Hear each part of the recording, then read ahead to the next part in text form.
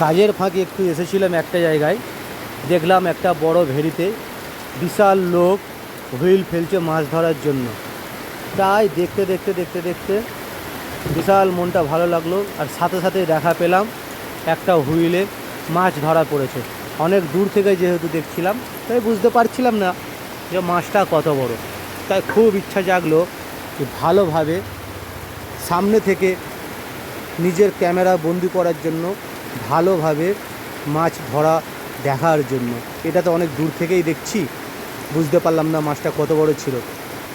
তাই হাঁটতে শুরু করলাম, আর দেখা হলো সাথে দাদা ভালোভাবে মাছের চার বানাচ্ছে, বড় ধরনের মাছ ধরবে বলে। আর এইখানে ওনাদের যাবতীয় জিনিসপত্র, ঘরের মশলার মতন, মশলার জায়গার মতন আর কি জিনিসপত্র, টক দইয়ের মতন, এটা কি আমি ঠিক বুঝতে পারলাম না। দাদা সব কিছু একসঙ্গে নিয়ে ভালোভাবে মিক্স করছে, কত ভালোই না লাগলো। তারপরেই ছুঁড়ে দিল ভেরির মাছ, পুরো একদম মাঝে।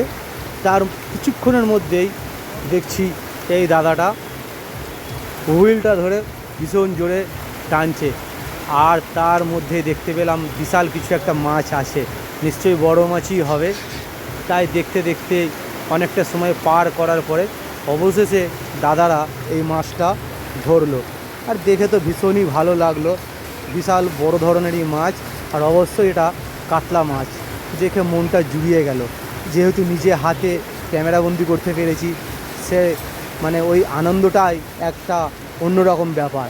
আর দেখুন বিশাল বড় মাছ, প্রায় আনুমানিক 5 কেজি তো হবেই, যেটা আমি নিজের চোখে দেখে বুঝতে পেরেছি।